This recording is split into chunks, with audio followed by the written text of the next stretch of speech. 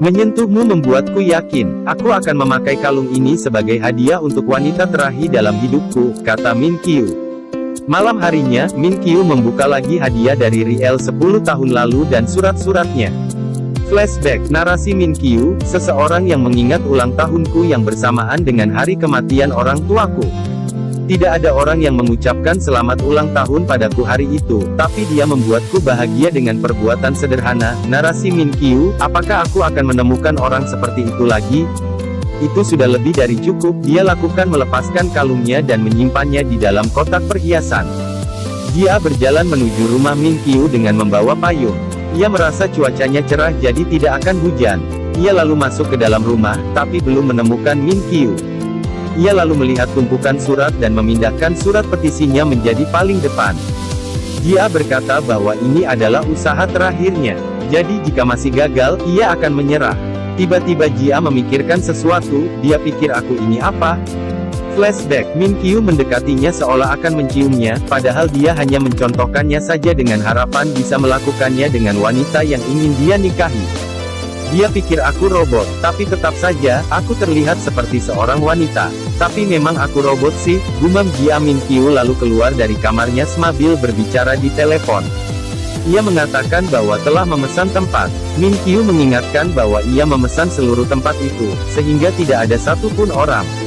Pelayan, lalu Min Kyu melirik Jia. Jia hanya tersenyum. Min Kyu lalu mengajak Jia pergi. Saat di mobil, ia meminta Jia agar melihat langit dan mengatakan bahwa awannya begitu indah. Min Kyu tertawa senang. Bukankah cuacanya cocok untuk sebuah lamaran pernikahan? Tanya Min Kyu. Jia, kau akan melamar hari ini? Min Kyu, Jia, hujan deras diduga akan turun.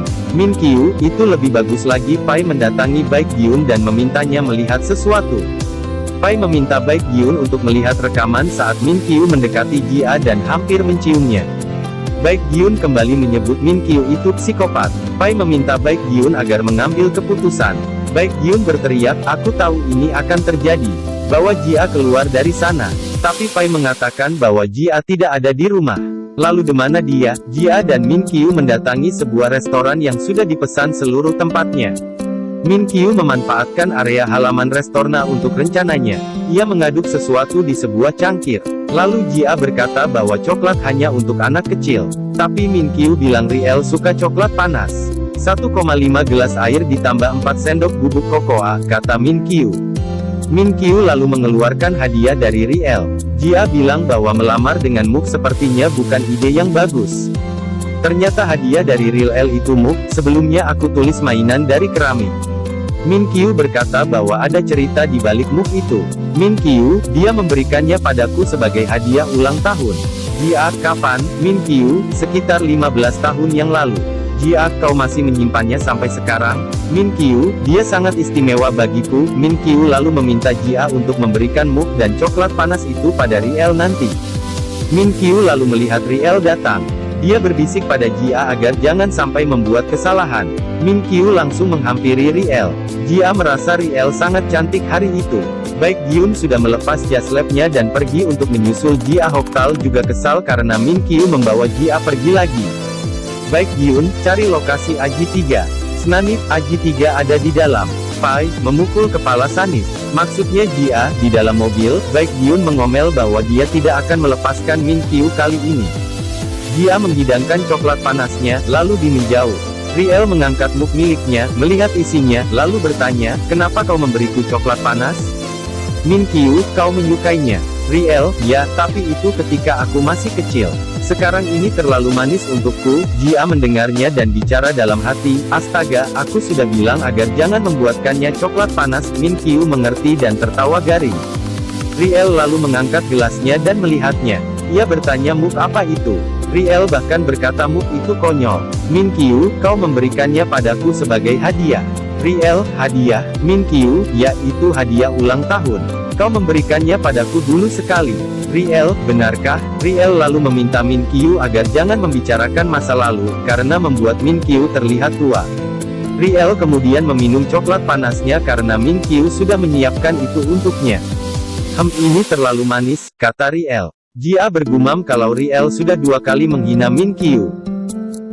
Riel bertanya apa jawaban Min Kyu tentang pernikahan, tapi dia malah meminta Jia untuk membawakannya kopi. Jia lalu menyiapkannya, sambil tetap memasang telinga untuk mendengarkan pembicaraan mereka. Min Kyu, Riel, aku tidak akan berkencan 3 kali denganmu. Dena aku tidak akan menciummu. Riel, apa itu berarti kita tidak akan menikah? Min Kyu, tidak. Riel, apa kau menyukai seseorang? Riel mengeluh karena bingung harus mengatakan apa pada ayahnya. Aku cantik, cerdas, dan punya kualifikasi yang menarik. Bagaimana aku mengatakan padanya kalau aku ditolak? Min Kyu berkata bahwa ayahnya akan mendapat penggantinya. Min Kyu lalu mengeluarkan kotak perhiasan yang sudah disiapkan. Riel tahu bahwa itu adalah kalung ibu Min Kyu. Dia bingung apakah Min Kyu melamarnya atau menolaknya.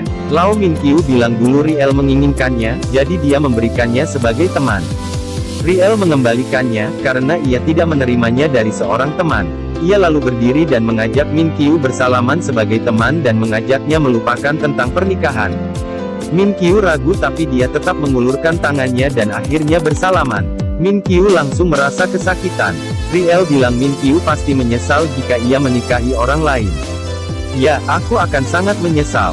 Kau adalah wanita pertama dan terakhir yang pernah aku miliki dalam hidup, kata Min Kyu sambil menahan rasa sakitnya. Min Kyu mengambil suntikannya. Flashback, dia bicara pada Dr. Oh di telepon, bahwa dia akan menikah karena merasa hanya ini kesempatannya. Dr. Oh mengizinkannya melakukan apapun jika Min Kyu memang ingin mati. Min Kyu tidak jadi menyuntikkan obatnya, tapi malah berlari dan akan melemparkan kalungnya ke laut. Jia mengejarnya dan mengingatkan bahwa itu adalah kalung ibunya. Min Kyu menyuruh Jia pergi, karena dia sedang ingin sendirian saja. Pergilah, teriak Min Kyu. Setelah berteriak, Min Kyu malah lebih tenang dan mengurungkan niatnya membuang kalung ibunya. Dia lalu duduk di kursi taman, dan terlihat tangannya sudah memerah dan begitu juga jam tangan medisnya. Tiba-tiba hujan turun, dan Jia datang membawakannya payung. Jia lalu menekan tombolnya dan payungnya berubah menjadi transparan. Ia lalu duduk bersama Min Kyu. Jia lalu mengajak Min Kyu untuk melihat langit melalui payungnya. Kondisi Min Kyu membaik. Mereka berdua tidak saling bicara dan masih duduk di sana sampai hujan reda. Min Kyu lalu menutup payungnya. Ia berdiri dan mengulurkan tangannya pada Jia. Ayo pulang, ajak Min Kyu. Jia menerima uluran tangan itu, bahkan mereka berjalan sambil bergandengan.